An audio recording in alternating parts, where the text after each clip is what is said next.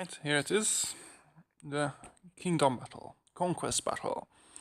Basically Guild War. Well, there are rewards, daily rewards, there are points you can collect with the daily rewards, and you can get chests for it. Yes, these are the rewards, but how is it played? Let me show you. There are 4 player teams that are matched. You can see some information about the opponents, their roster levels, their contribution in the battles. And I go back too far. And you see in the right side a little map that shows the territories everyone captured, and you might notice that there are 4 more colors than these teams. Well, that's because there are NPC kingdoms, or what I believe to be NPC kingdoms, at least, because they act exactly the same. Always, all 4 of them.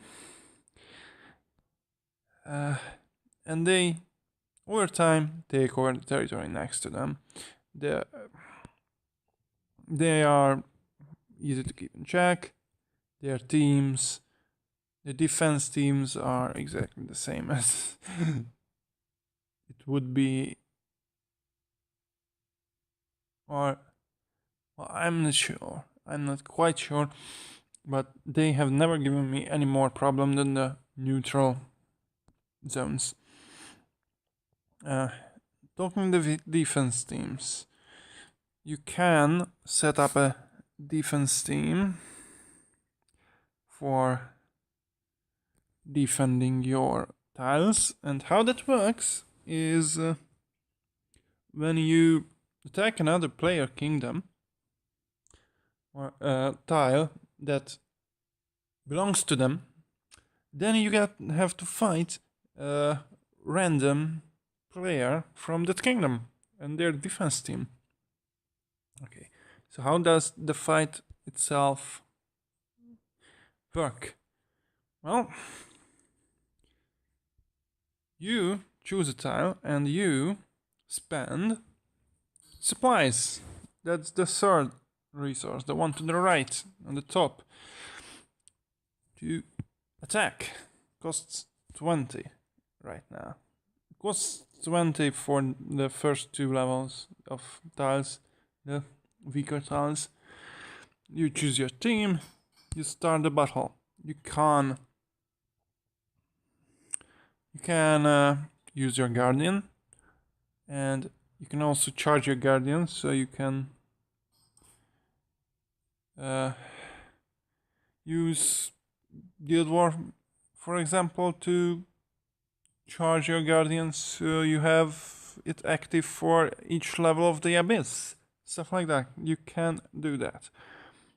And the first wave you saw before was always just some NPCs. The second one here, before the door, is where this time it was also just an NPC team, and the weak one at that, because the neutral team's strengths and these adds strengths depend on the level of the tile. But the ones that were standing by the door would be replaced by the other player's defense team. And that's pretty much it. For the fight itself, you can use manual battle here. So you can probably beat teams here that you can't beat in the arena. But it will soon be ours. This time it will soon be ours. There, up there on the top, is the health of the gate. When it depletes, you take it over. You if you can't deplete it in one go, then you have to go again. So basically, the more damage you can do, the less supplies you need to take over an area. And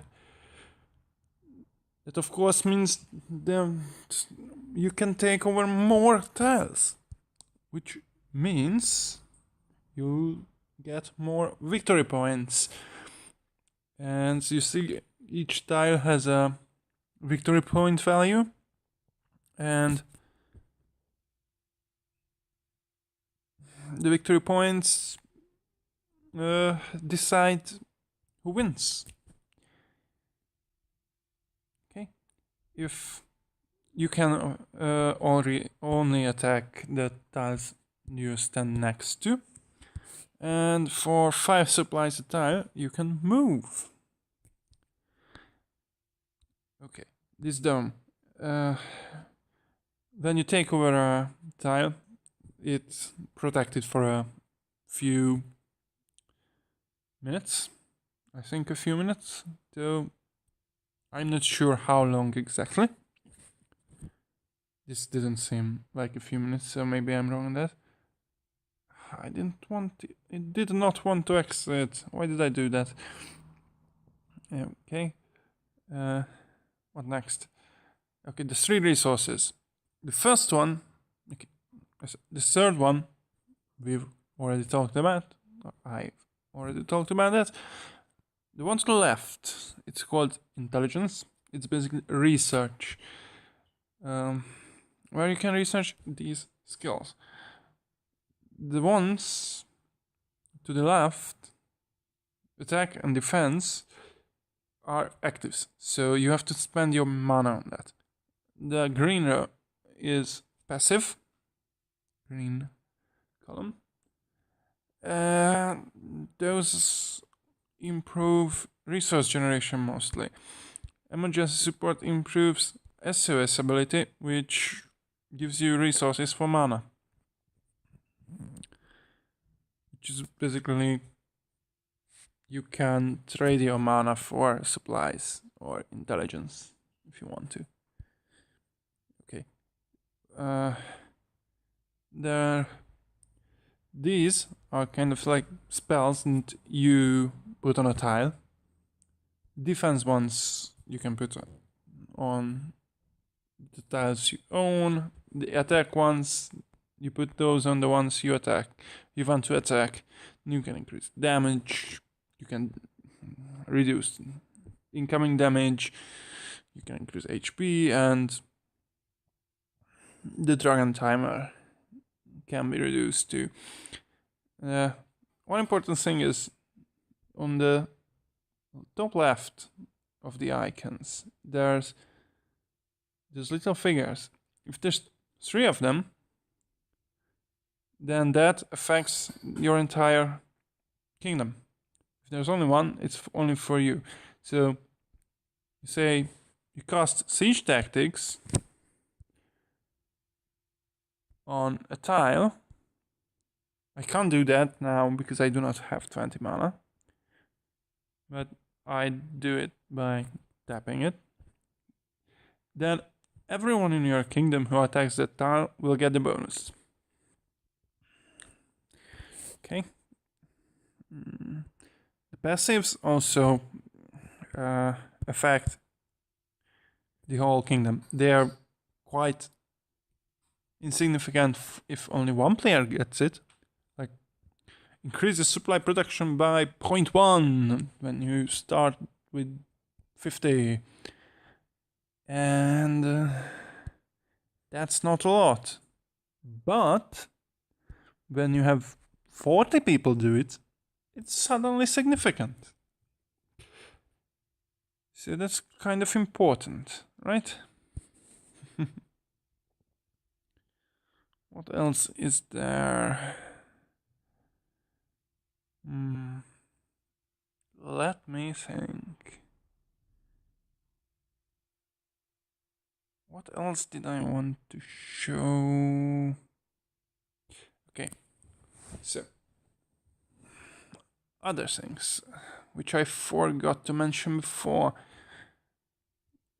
when I showed you other parts of the game, some aspects, the arena, the abyss, they have daily rankings too, which also give you coins and some gold and some crystals. As crystals, that's something to talk about. So far, I feel that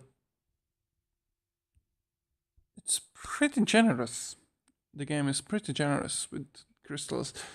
It gives it to you for the kingdom battle when it ends. It gives them to you for daily arena rankings.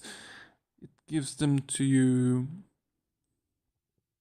for daily abyss rankings.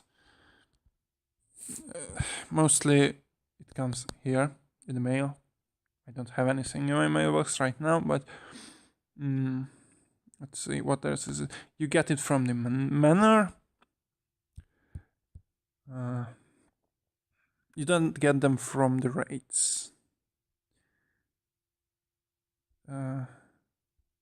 But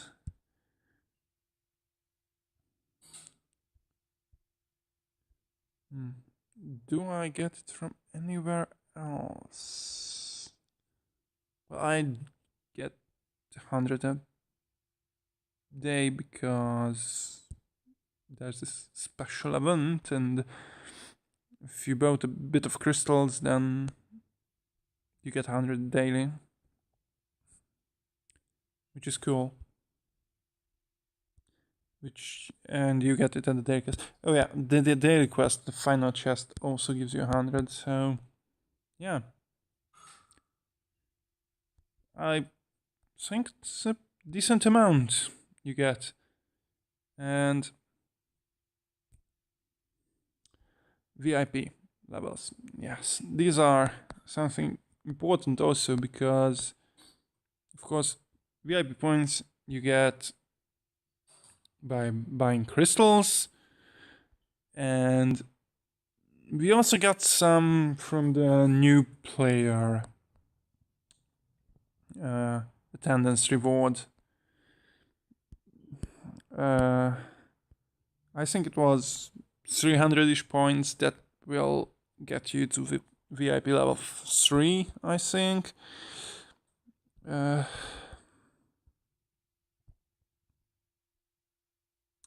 Which honestly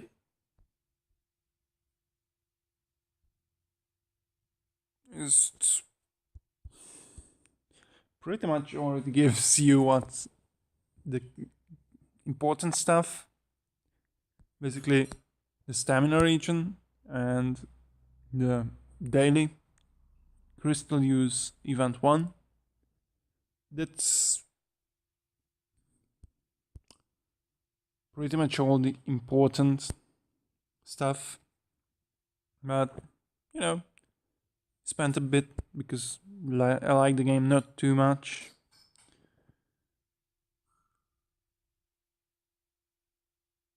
And going from there to here, yes, the stamina purchases are welcome. The escort mission, I never refreshed that yet, because the sweep times 10. Well, yes, sweep mode. You can not play the missions you farm. Sometimes you might want to play them to charge your guardian instead of sweeping. But it's cool. You don't have to. Well, you can use less battery to farm. Less power. The crystal usage event 2, that's not too great. Well, it's nice to have, and sometimes you reach it, but you don't. I don't hit it consistently, but it's still cool to have. The first one I think you'll almost always spend that 300 crystals it needs and you'll get back 100. So that's great. And you get it with the starting event, so that's just great. The elite dungeon refresh, yes, that can be good. I use that. Oh, okay. What else did I want to talk about? Yes.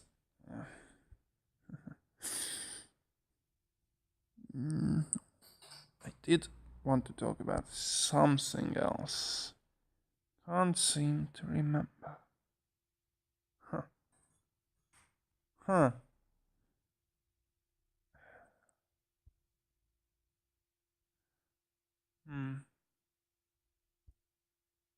Well.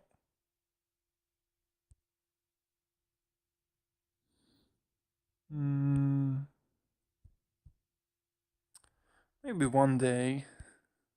Maybe one day it will come to me. Okay, that's all for now. See you. Bye.